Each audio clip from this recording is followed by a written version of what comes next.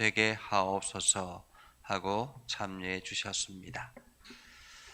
에스라서 4장 1절에서 10절입니다. 우리 다 같이 함께 한 목소리로 읽겠습니다. 사로잡혔던 자들의 자손이 이스라엘의 하나님 여호와의 성전을 건축한다 함을 유다와 베냐민의 대적들이 듣고 스룹바벨과 족장들에게 나와 이르되 우리도 너희와 함께 건축하게 하라. 우리도 너희같이 너희 하나님을 찾노라. 아수르 왕 에살핫돈이 우리를 이리로 오게 한 날부터 우리가 하나님께 제사를 드리노라 하니 스룹바벨과 예수아와 기타 이스라엘 족장들이 이르되 우리 하나님의 성전을 건축하는데 너희는 우리와 상관이 없느니라. 바사왕 고레스가 우리에게 명령하신 대로 우리가 이스라엘의 하나님 여호와를 위하여 홀로 건축하리라 하였더니 이로부터 그 땅 백성이 유다 백성의 손을 약하게 하여 그 건축을 방해하되 바사왕 고레스의 시대부터 바사왕 다리오가 즉위할 때까지 관리들에게 뇌물을 주어 그 계획을 막았으며 또 아하스레로 즉위할 때에 그들이 글을 올려 유다와 예루살렘 주민을 고발하니라. 아닥사스다 때에 비슬람과 미드르닷과 다부엘과 그의 동료들이 바사왕 아스닥에게 글을 올렸으니 그 글은 아람 문자와 아람 방언으로 써서 진술하였더라. 방백 르훔과 서기관 심세가 아닥사스다 왕에게 올려 예루살렘 백성을 고발한 그 글에 방백 르훔과 서기관 심세와 그의 동료 디나 사람과 아바삿 사람과 다블레 사람과 아바세 사람과 아렉 사람과 바벨론 사람과 수산 사람과 대 사람과 엘란 사람과 그 밖의 백성 곧 종기한 오스납발이 사마리아 성과 유브라데강 건너편 다른 땅에 옮겨둔 자들과 함께 고발한다 하였더라. 아멘. 오늘도 하나님의 은혜가 여러분의 삶에 가득하기를 바랍니다. 여러분들이 하나님이 주시는 은혜와 복을 마음껏 누리며 나아가는 복된 삶을 살아갈 수 있기를 주님의 이름으로 축복합니다. 우리가 인생을 살아가다 보면 가끔씩 쉬운 길을 가고 싶을 때가 있습니다. 조금 더 편안한 길, 조금 더 쉬운 길, 가까운 길을 걸어가고 싶을 때가 있죠. 그런데 그 가까운 길을 선택하다가 낭패를 경험할 때가 가끔씩은 우리에게 있기도 합니다. 신앙생활 하면서도 마찬가지죠. 우리가 조금 더 쉬운 길을 선택하고자 했지만은 그 쉬운 길이 자기의 영적인 어둠을 만들어내는 그러한 길이 되기도 합니다. 사실 오늘 성경의 말씀을 보면 왜 이스라엘 백성들이 이렇게 했을까라는 그러한 생각을 할 때가 있습니다. 왜냐하면 이스라엘 백성들이 바벨론에서 포로 생활을 70년을 하였습니다. 70년 바벨론 포로 생활을 하고 난 다음에 이제 페르시아가 바벨론을 정복하고 고레스 왕이 이 이스라엘 백성들에게 너희는 돌아가서 성전을 건축해도 좋다라는 어명을 받게 되죠. 그래서 이스라엘 백성들이 귀환을 해서 예루살렘으로 돌아와서 성전을 건축하려고 했습니다. 1차 귀환했던 사람이 2절에 보면 스룹바벨과 그 족장들이죠. 스룹바벨과 그 족장들. 이제 스룹바벨과 예수아가 중심이 되어서 1차 귀환을 해서 이제 성전을 건축하려고 할 그때였습니다.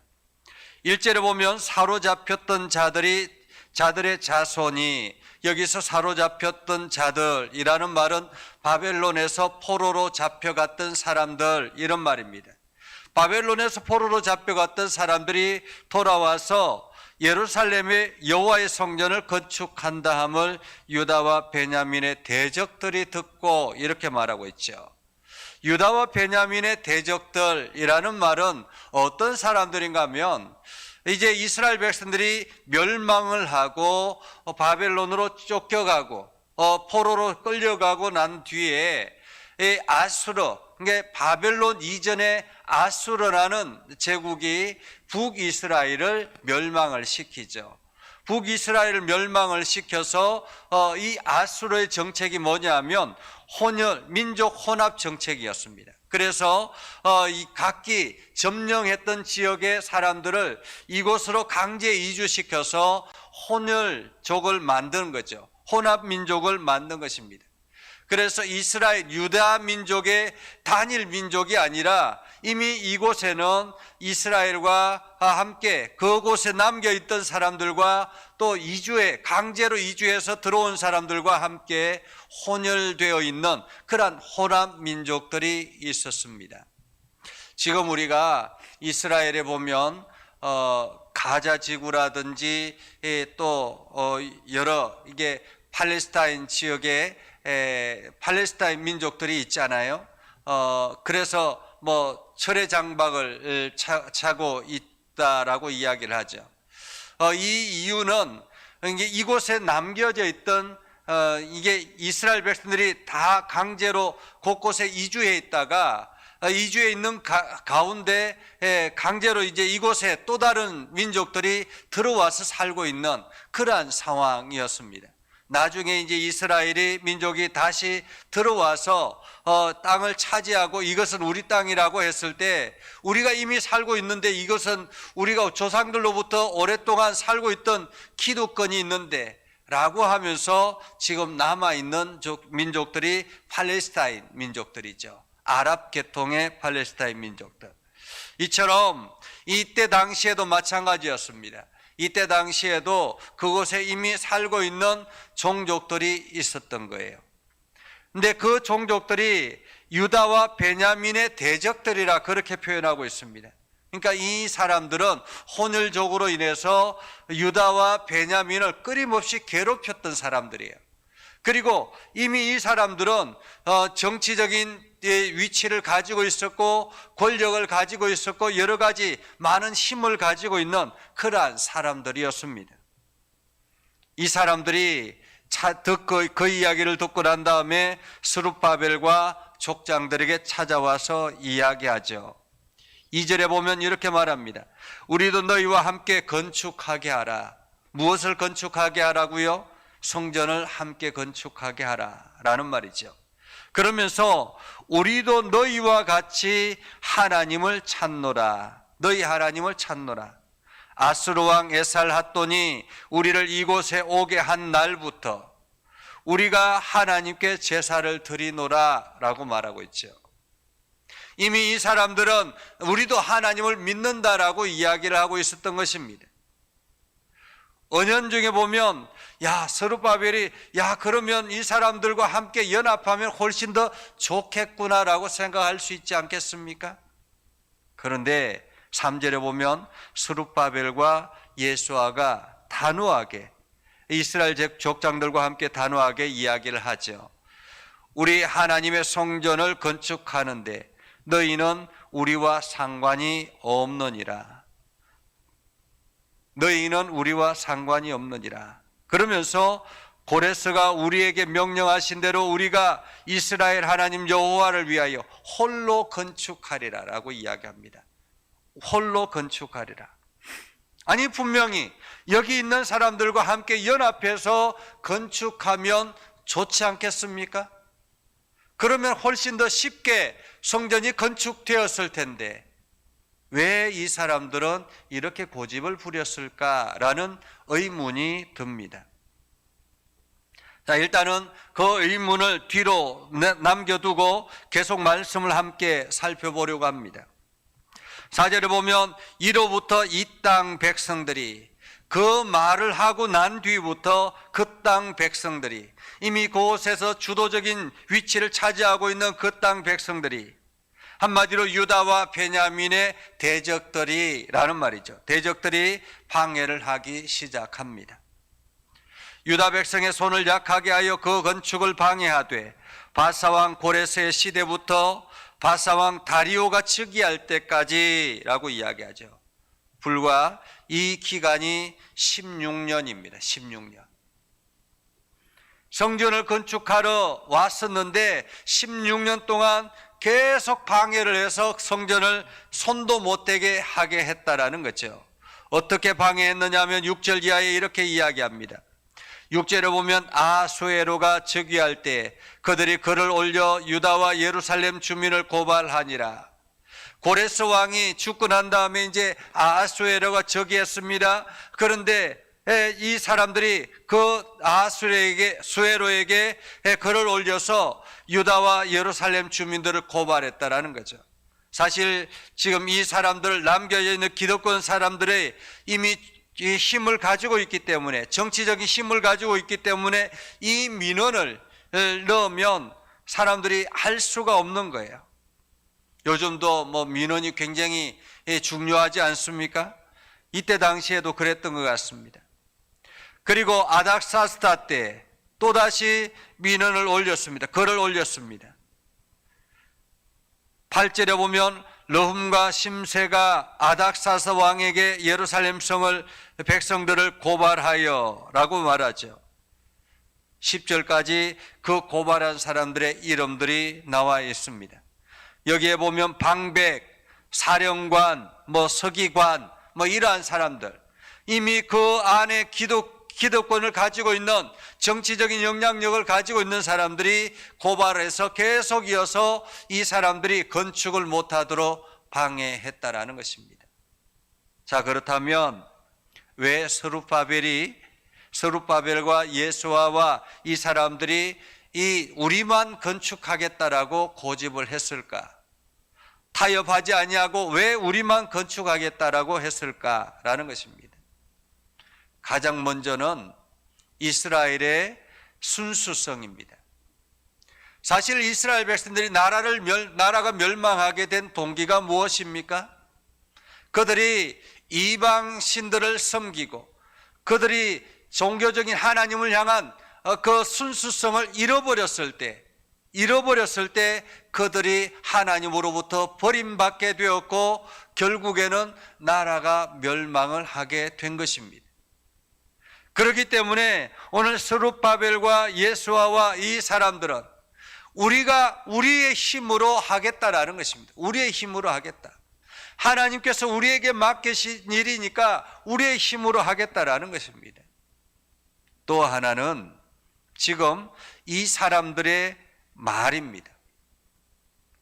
지금 이 남겨져 있던 이 기존의 유다와 베냐민의 대적들이 우리도 하나님을 믿고 있다라고 이야기하는 이 말, 그들이 믿고 있는 하나님이 얼마나 순수한가라는 거죠. 사실 이 사람들은 다 이방인들이잖아요. 그죠? 이방인들이고 이방인들이 개종을 했다라고 할 수 있습니다. 그런데 이 사람들이 기득권을 가지고서 개종을 한 것이면 얼마나 순수하게 여호와 하나님을 믿겠느냐라는 것입니다. 자기의 이론적으로 훨씬 더 이렇게 변형된 신앙을 가지고 있지 않겠느냐라는 거죠. 그렇기 때문에 지금 이 스룹바벨과 그들이 예수아와 이 사람들이 타협을 해서 이 사람들과 함께 성전을 건축하게 되면 순수하게 하나님을 의지하고 하나님께 예배할 수 없는 그러한 상태가 된다라는 것이죠. 나중에 성전 건축을 다 마치고 난 다음에 이야기를 할 수 있습니다. 우리가 이렇게 하나님 앞에 예배하겠습니다라고 했을 때 끊임없이 방해를 하고 이것을 이렇게 하는 것은 아니다라고 반대를 하면 어떻게 하겠느냐라는 거죠. 나중에 이거 우리도 같이 건축했는데 왜 너희들 마음대로 이렇게 예배하느냐라고 이야기할 수 있지 않겠습니까? 우리가 신앙의 순수성을 지켜나가는 것 굉장히 중요한 일입니다. 사실 우리가 신앙생활을 하면서 이러한 일들이 수도 없이 우리에게도 일어나게 됐지요. 지금 우리가 여러 가지 이 사회적인 문화 속에 있는데 종교 다원주의라든지 동성애라든지 이러한 일들이 우리 주변에 많이 일어나고 있습니다. 우리가 이것을 기독교가 계속 방해하고 반대한다라고 이야기를 합니다. 기독교가 끊임없이 반대하는 이유는 무엇일까요? 한번 생각해 보십시오. 우리가 남성과 여성을 자기의 느낌으로 구분한다고 이야기를 합니다. 이 느낌이 얼마나 가겠습니까? 예를 든다면 말입니다. 이게 나는 이제 남성인데, 형태상으로는 남성인데 나는 여성인 것 같아 라고 계속 느낄 수 있잖아요. 계속 그러한 느낌을 가지다 보면 정말로 정체성이 나도 여성인가 보다 이런 생각을 가질 수 있죠. 우리가 일을 하는 것도 마찬가지죠. 나는 이 일이 맞지 않아 라고 생각하면 계속 그렇게 생각하다 보면 은연중에 나는 이 일이 나한테는 맞지 않아 라고 생각할 수 있습니다. 옷을 입는 것도 마찬가지고 모든 것들이 다 마찬가지죠. 나는 아니다. 스스로가 나는 이런 느낌이 아니야. 나는 이런 스타일을 좋게 여기지 않아 라고 계속 생각하다 보면 은연중에 나는 이런 스타일을 싫어해 라고 생각하고 나는 내가 원하는 스타일은 이런 것이야 라고 결정할 수 있다라는 것입니다. 느낌이라는 것이 얼마나 위험한지, 그리고 그 느낌이라는 것이 얼마나 사실적인지를, 객관적인지를 우리는 판단할 수 없는 것입니다. 그럼에도 불구하고 어린아이들에게 너희들 느낌 가는 대로 너희가 남성이든 여성이든 구별해 라고 이야기를 한다면 얼마나 어리석은 일이겠습니까? 그래서 외형적으로는 남성의 외형을 가지고 태어났는데도 불구하고 여성으로 자라게 하고 계속 너는 여성이야 라고 이야기를 한다면, 그렇게 해서 나중에 정체성의 혼란이 더 가져올 수 있지 않겠습니까? 하나님께서 본질적으로 남성과 여성을 구별했는데도 말입니다. 그런데 이 외형을 가지고 판단하지 말라라고 이야기하는 것이 얼마나 어리석은 일인가라는 거죠. 이것처럼 이러한 것 하나하나가 내가 타협을 하기 시작하고 내가 신앙적인 어떤 타협을 하기 시작하다 보면 어느 순간인가 우리가 하나님을 향한 순수성을 잃어버릴 수 있다는 것입니다. 오늘 스룹바벨과 예수아가 그리고 그 이스라엘 백성들이 돌아온 원인은 무엇입니까? 이스라엘 백성들이 이 포로에서 돌아와서 지금 이 성전을 건축하려고 하는 이유는 무엇입니까? 우리가 과거의 실수를 다시 하지 아니하고 온전히 하나님만 믿겠다라는 믿음의 결정 아니겠습니까? 그렇기 때문에 그들이 비록 힘이 든다 할지라도 타협하지 않고 계속 이어서 나아갔던 것입니다. 우리가 오늘 하루를 살아갈 때도 마찬가지죠. 우리 주변에 수도 없이 많은 타협의 이야기들이 우리에게 찾아올 수 있습니다. 그럼에도 불구하고 우리가 믿음의 정체성을 가지고 목적지를 분명하게 하고 나아가다 보면 하나님께서 우리가 그 길을 걸어갈 수 있도록 우리를 지켜주실 것입니다. 여러분들이 오늘도 그 하나님을 의지해서 담대하게 나아갈 수 있는 복된 삶을 살아갈 수 있기를 주님의 이름으로 축복합니다. 기도하겠습니다. 거룩하신 아버지 하나님, 은혜를 감사합니다. 오늘도 하나님의 말씀을 듣고 믿음에 굳건하게 서며 하나님의 영광을 드러내기를 소망합니다. 우리 가운데 역사해 주시고 하나님의 풍성한 은혜가 넘쳐나게 해주셔서 오늘도 우리가 행하는 모든 일들마다 하나님의 은혜가 넘쳐나게 하여 주옵소서. 우리 예전교회를 긍휼히 여겨주시고 특별히 귀한 장로님들을 하나님 세워주셨사오니 우리 장로님들이 우리 이 예전교회 모든 성도들을 이끌어가기에 부족함이 없도록 영적으로 육적으로 강건케 하여 주시옵소서. 그래서 그 하는 모든 일들이 참으로 본이 되어지게 해주시고 모든 성도들이 그 뒤를 따라서 아름다운 믿음의 길을 걸어가게 하여 주시옵소서. 우리 권사님들과 집사님들을 복되게 해주시고 하나님께서 더욱더 기도하게 하여 주셔서 그 기도의 힘이 하나님 그들의 삶을 일으켜 세우는 복된 시간들이 되게 하여 주시옵소서.